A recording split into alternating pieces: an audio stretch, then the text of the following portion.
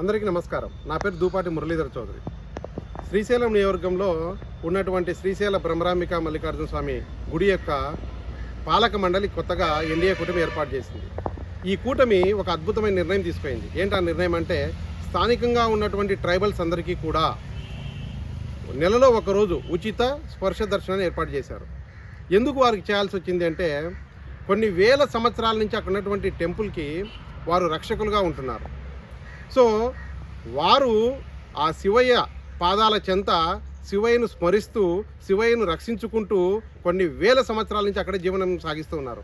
అటువంటి వారికి మనం కనీసమైనటువంటి గౌరవం ఇవ్వాలి కాబట్టి, అదేవిధంగా వారికి హక్కు కూడా ఉంది కాబట్టి ఆ హక్కును వాళ్ళకు కల్పించడం అనేది ఒక అద్భుతమైనటువంటి విషయం.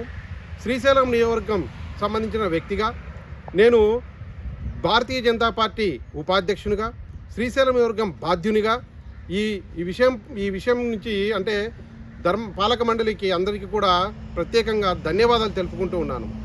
ఇదే విధంగా తిరుమలలో కూడా స్థానికులకు వారంలో ఒకరోజు మంగళవారం రోజు స్థానిక కోట ఏర్పాటు చేశారు. అంటే కూటమి ప్రభుత్వం ఏ విధంగా ముందుకు పోతుందో మీరు అర్థం చేసుకోండి.